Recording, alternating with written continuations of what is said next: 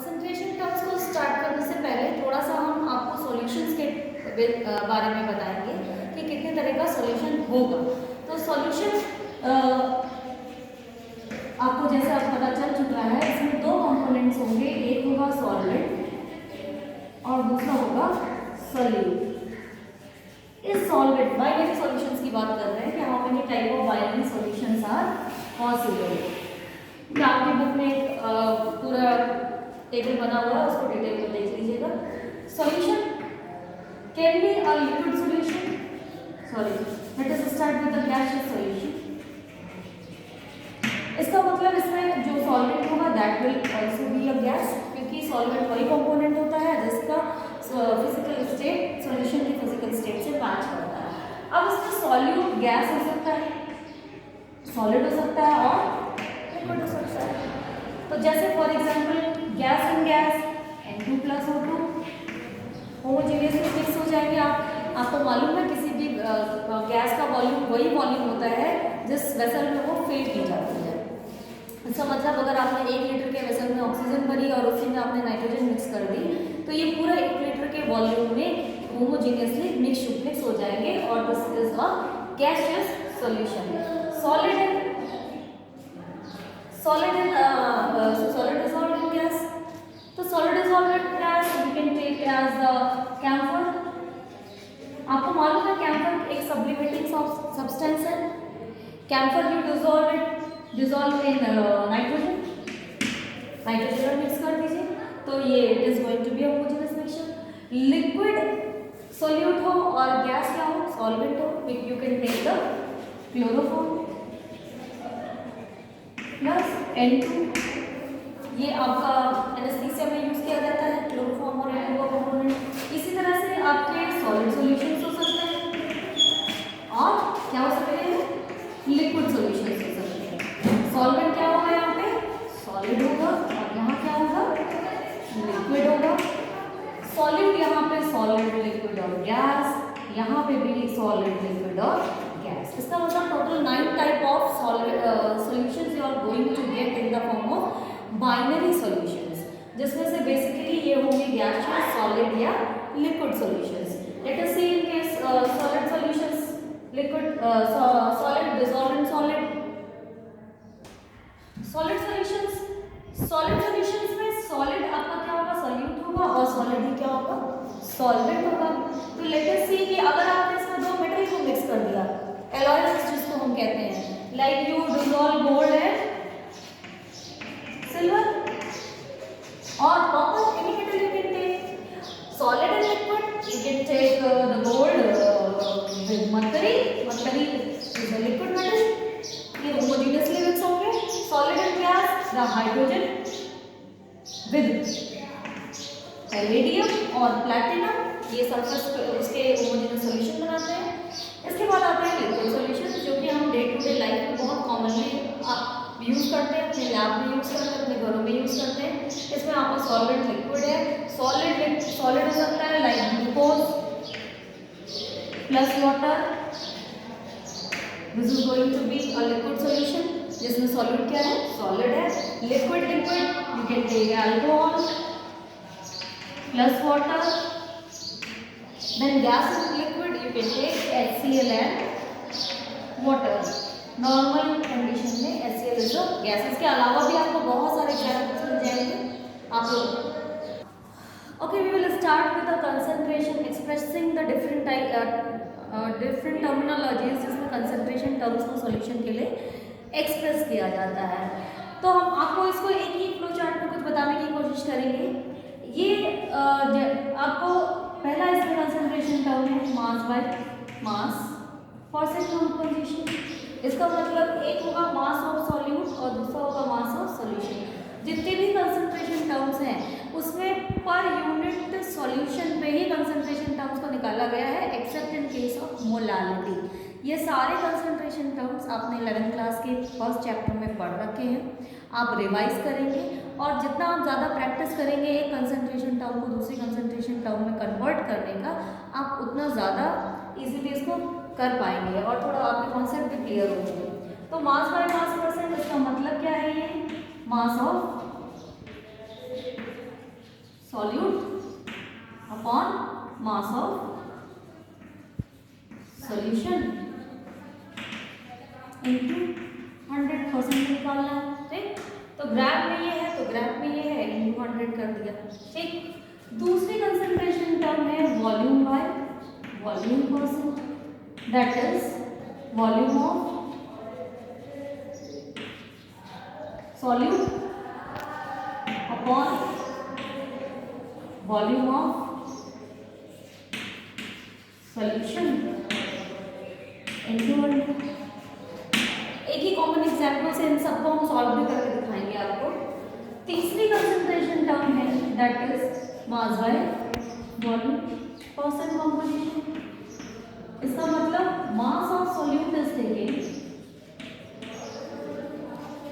but volume of solution is taken into 100, ठीक है। कई बार क्या होता है कि पर 100 ग्राम में सॉल्यूट का कॉम्पोजिशन बहुत कम होता है, like if it is present 0.009 gram mass by mass percent. इसका मतलब क्या हुआ, इसका मतलब क्या हुआ कि 0.009 ग्राम क्या है, सॉल्यूट है। किसमें प्रेजेंट है, 100 ग्राम सॉल्यूशन में प्रेजेंट है, ठीक है। तो ये आया आपका मास बाय मास परसेंट, ये कॉम्पोजिशन बहुत कम है।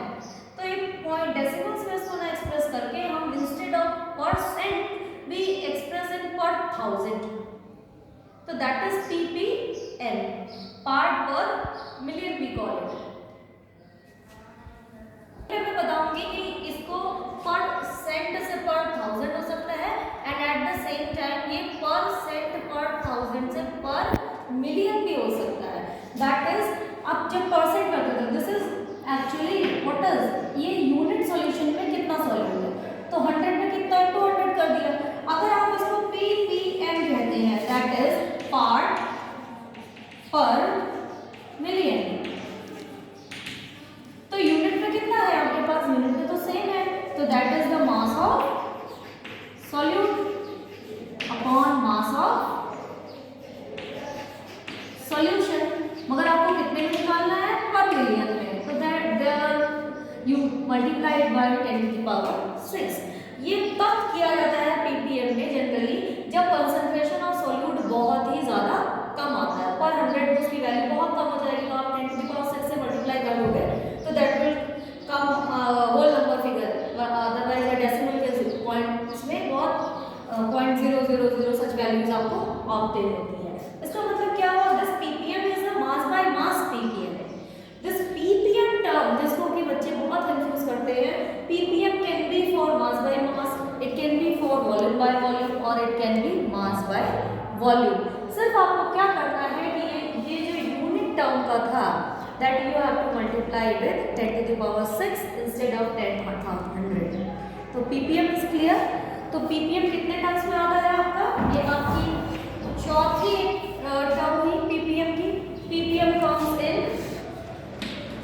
mass by mass ppm, it comes mass by volume ppm, and it can come volume by volume ppm। तो आप इन किसी भी टर्म्स को ppm में कन्वर्ट कर सकते हैं। पर 1000 अलग है, पर 100 अलग है, और पार्ट पर मिलियन अलग चीज है। फिफ्थ टर्म है for expressing the concentration, it is mole fraction. Mole fraction, mole fraction क्या है, it is the number of moles of, अभी जो बाकी 3 टर्म हम आपको पढ़ाएंगे it is in the terms of moles. Moles आपको मालूम ही है, मोल्स क्या होते हैं, given weight upon molar weight. तो कितना भी जितना भी अमाउंट सॉल्यूट का है उसको उसके मोलर वेट से डिवाइड कर देते हैं, तो हमें उसके मोल्स पता चल जाते हैं। तो number of moles of solute upon mole fraction निकालना है, total number of moles in solution. चलिए हम मानते हैं कि A is solvent and B is solute. So if we are finding out the mole fraction, this is mole fraction, XB मतलब B का mole fraction निकाला जा रहे हैं, तो NB that is the number of moles of B upon total number of moles in solution. Solution में दोनों ही होते हैं, so the Na plus NB. This is the formula for mole fraction. अगला आता है term that is molarity. Molarity क्या है? Molarity is the number of moles of solute upon क्या है ये? Volume of solution है. Volume of solution है लीटर में, पर लीटर कितना इसका नंबर ऑफ मोल्स है. अच्छा, अभी तक जितने भी हमने टर्म्स पढ़े कंसंट्रेशन के, उसमें आपको डिनोमिनेटर में हमेशा सॉल्यूशन ही मिला है. एक पर यूनिट सॉल्यूशन ही आप तय कर रहे हैं कि कितना सॉल्यूट प्रेजेंट है. एकमात्र जो आपकी कंसंट्रेशन टर्म है that is the molarity. Molarity is expressed by capital M and molarity by small m. Molarity भी नंबर ऑफ मोल्स हैं solute upon it is the volume mass of solvent in kg. 1 kg पर kg solvent में कितना solute present है. तो ये एक लौती concentration term है जिसमें आप पर यूनिट सॉल्वेंट कैलकुलेट करते हैं instead of per unit solution. तो ये आपके टोटल 7 कंसंट्रेशन टर्म्स हैं. अब इन कंसंट्रेशन टर्म्स से आपको डायरेक्ट क्वेश्चन आते हैं कि अगर आपको 10 मोलैरिटी का सॉल्यूशन बनाना है Cl का, तो सॉरी NaOH का, तो आपको how many grams of NaOH you have to dissolve और उसको कितना वॉल्यूम यूज करना है. तो इसमें बहुत सारे क्वेश्चंस होंगे जो आपको प्रैक्टिस करने होंगे. थोड़े क्वेश्चंस मैं आपको बताऊंगी. टोटल 7 कंसंट्रेशन टर्म्स जो हमने पढ़ी उनको हम फर्दर डिवाइड कर सकते हैं, जैसे mass by volume, volume by volume, then molarity, then ये आपके जितने भी है इसमें क्या है पर यूनिट वॉल्यूम लिया गया है. तो इसका मतलब क्या है, ये वॉल्यूम डिपेंडेंट है. और क्योंकि वॉल्यूम टेम्परेचर पर डिपेंड करता है, तो टेम्परेचर के साथ ये कंसंट्रेशन टर्म्स चेंज हो सकती है, क्योंकि सॉल्यूशन का वॉल्यूम चेंज हो जाएगा. मान लीजिए आपने 1 लीटर सॉल्यूशन लिया था, इसमें नंबर ऑफ मोल्स निकाल रहा है, लेटर ऑन थोड़ा सा एक्सपैंड हो गया टेम्परेचर बढ़ने पे, अब पर लीटर सॉल्यूशन में तो नंबर ऑफ पार्टिकल कम हो जाएगा. ठीक, so this concentration terms are volume और unit volume, so they are temperature dependent. And there are concentration terms which are independent of temperature terms, जो टेम्परेचर के अकॉर्डिंग चेंज नहीं होते. जैसे इसमें आप ले सकते हैं मास बाय मास, क्योंकि दोनों ही मास है, टेम्परेचर मास के साथ चेंज नहीं होता. then you can take the molality. Molality is also the number of moles of solute per kg of solvent, and then you can take the ppm in terms of mass by mass. Here you can take the ppm in terms of mass by volume or volume by volume. तो आपको एक इस term पे भी याद रखना पड़ेगा. दूसरा कौन सा टर्म बताया था? एक बताया था पर यूनिट सॉल्वेंट और दूसरा था पर यूनिट सॉल्यूशन. तो जिसमें से सिर्फ मोलैरिटी है जो पर यूनिट सॉल्वेंट होती है, अदरवाइज सारे concentration terms per unit solution है. लेट अस सी एग्जांपल. पहले सिंपल एग्जांपल से हम डायरेक्ट एक क्वेश्चन करेंगे एंड लेटर ऑन हम कंबाइनली सभी कंसंट्रेशन टर्म्स को एक एग्जांपल से समझते हैं. क्वेश्चन जैसा ये सब कॉन्सेप्ट के लिए है, ऐसे क्वेश्चन तो आते नहीं है बोर्ड में भी और ना ही कॉम्पिटिटिव एग्जाम्स में. बहुत सिंपल है. 15 gram of methyl alcohol is dissolved in 35 gram of water. इसका मतलब हमारा सॉल्यूट कौन है? Methyl alcohol. कितना है हमारे पास? 15 ग्राम. इस dissolved in 35 gram of water. इसका मतलब सॉल्वेंट क्या है हमारा? सॉल्वेंट है वाटर और इसका वजन कितना है 35 gram. And what is the mass percent, इसका मतलब मास परसेंट कंपोजिशन इस सॉल्यूशन का पूछा जा रहा है मिथाइल अल्कोहल इन सॉल्यूशन। तो mass of methyl alcohol upon mass of सारे solution terms, concentration term solution के ही टर्म में है, मास ऑफ सॉल्यूशन। ये आपको सॉल्यूट और सॉल्वेंट का अलग अलग मास दिया है, आप इन दोनों को कंबाइनली ऐड करेंगे तो it is going to be solution mass that is 50 gram. It is going to be 15 upon, और क्योंकि ये परसेंट है into 15 upon 50। Mass of alcohol कितना था 15 और मास ऑफ सॉल्यूशन टोटल कितना आया 50 इनटू 100 कर दिया, it is going to come 30%। ये बहुत सिंपल क्वेश्चन है। यही क्वेश्चन इन टर्म्स में भी आ सकता है कि आपको mass by mass percent composition दी हो और आपको वाटर का भी अमाउंट या सॉल्यूशन का अमाउंट दे रखा हो, 500 ग्राम सॉल्यूशन बनाना है तो कितना उसमें अल्कोहल मिक्स किया जाए, कितने वाटर में कितना अल्कोहल मिक्स किया जाए, इस टर्म्स में भी ये क्वेश्चन आ सकते हैं। ये थोड़ा सा सेम क्वेश्चन है, थोड़ा सा पैटर्न अलग है। जैसे इसमें क्या कह रहा है, calculate the masses of cane sugar and water required. मतलब सॉल्यूट है आपका केन शुगर और सॉल्वेंट क्या है वाटर है, ठीक। और दोनों का ही क्या निकालना है, मास ऑफ केन शुगर निकालना है, ये भी नहीं पता, और मास ऑफ वाटर निकालना है, ये भी नहीं पता, ठीक। To prepare 250 gram solution, solution कितना बनना है, सॉल्यूशन टोटल इन दोनों का जो सम आना है वो कितना आना है 250 ग्राम, ये आपको पता है, ठीक। और मास बाय मास परसेंट कंपोजिशन इसका दे रखा है सॉल्यूशन का 25%। बहुत सिंपल है, बस आपको डायरेक्ट नहीं दे रखा है कि आप कंसंट्रेशन निकालिए in terms of mass by mass percent, मगर आपको क्या करना है कि अमाउंट निकालना है कि कितना पानी और कितना चीनी आपस में मिलाया जाए cane sugar. That is formula देखते हैं, mass by mass percent composition is equals to mass of cane sugar, यही होगा, दिस इज द सॉल्यूट, और सॉल्यूशन क्या है mass of solution into 100। Let us see, तो मास बाय मास परसेंट कितना दे रखा है 25, मास ऑफ केन शुगर आपको निकालना है, और मास ऑफ सॉल्यूशन कितना दे रखा है 250 ग्राम इनटू क्या किया हमने 100, तो मास ऑफ केन शुगर का आ जाएगा आपको यहाँ से फॉर्मूले से, that is going to be 250 into 25 upon 100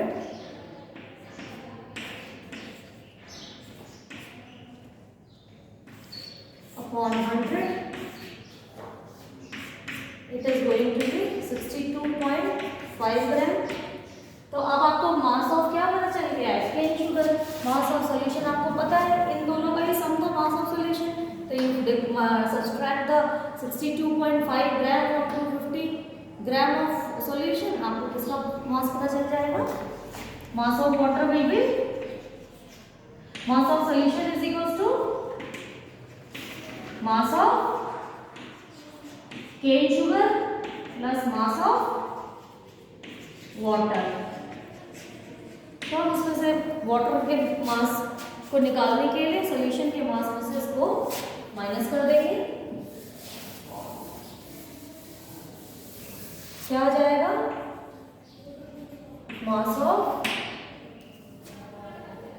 water आ जाएगा आपका 250 माइनस 62.5, ये आ जाएगा आपका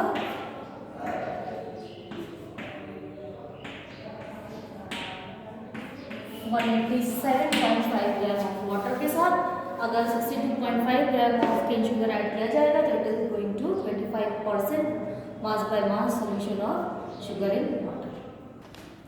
ज़्यादातर केसेस में आपको डायरेक्ट फॉर्मूला की कुछ एक अननोन वैल्यू के साथ rest of the values given होती हैं और आपको उस अननोन वैल्यू को फाइंड आउट करना होता है। बट कुछ केसेस में आपको एक कंसंट्रेशन टर्म को दूसरे कंसंट्रेशन टर्म में चेंज करना होता है।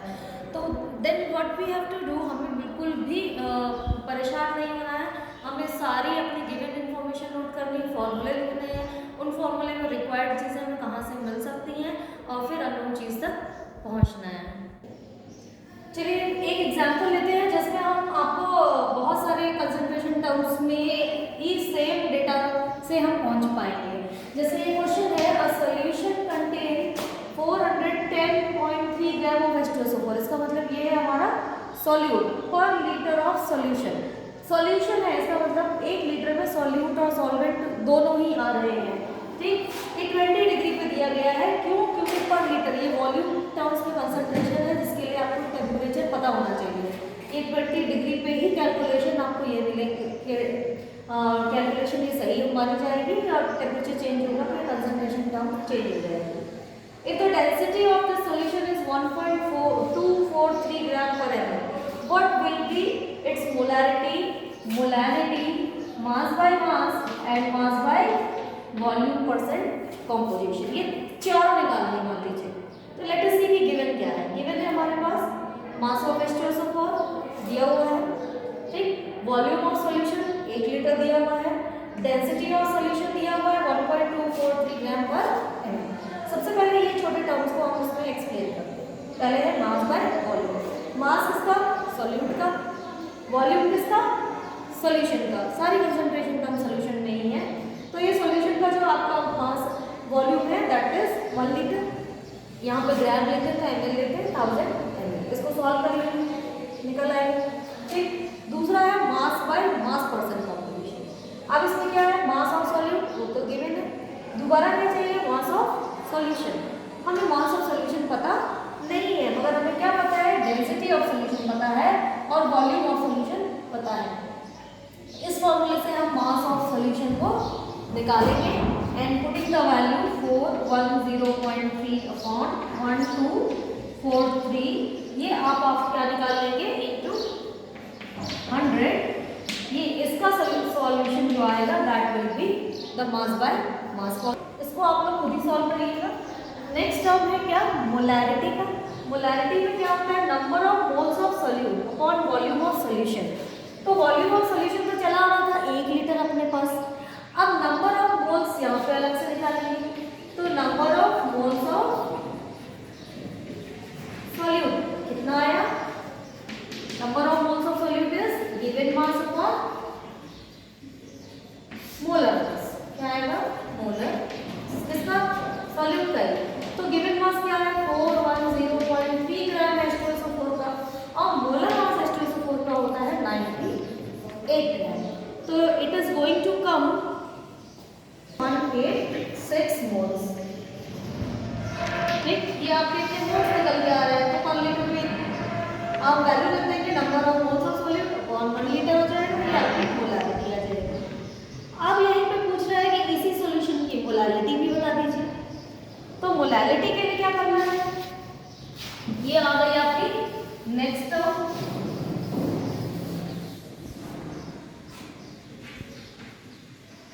मोलैरिटी। मोलैरिटी क्या है? Number of moles of solute upon it is the mass of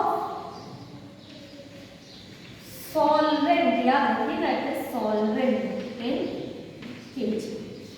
ये सॉल्वेंट निकालना है। अभी हमारे पास क्या था? हम लोगों ने मास निकाल लिया था। मास यहाँ पे डेंसिटी से आप मास ऑफ सॉल्यूशन निकाल चुके थे। मास ऑफ सॉल्यूशन हमारा आया था 1243 ग्राम।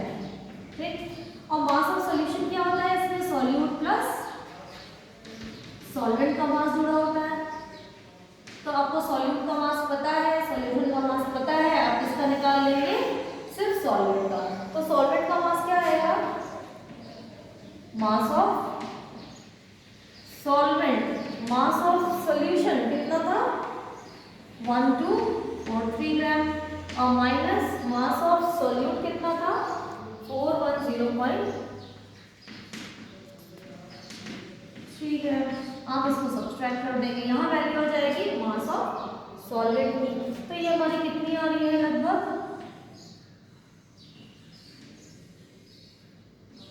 832.7 ग्राम। सही है 7 ग्राम क्या आ गया किसका मास ऑफ सॉल्वेंट। ये वैल्यू आप यहाँ रखेंगे but it must be in KG. तो जब आप यहाँ पे ग्राम में रखेंगे तो इनटू 1000 रख दीजिए। क्या आ जाएगा number of moles of solute आप पहले ही निकाल चुके थे 4.186 जब आपने मोलैरिटी निकाली अपॉन क्या किया 832.7 इनटू, क्योंकि ये वेट ग्राम में है तो इसको केजी में कन्वर्ट करने के लिए इनटू कर देंगे। तो आपकी यहाँ इस केस में मोलैरिटी भी निकल आएगी। तो आप ये देखिए कि एक ही गिवन डेटा टर्म से हमने mass by mass, mass by volume, molarity इन सभी टर्म्स में एक ही कंसंट्रेशन को डिस्कस कर लिया और निकाल लिया।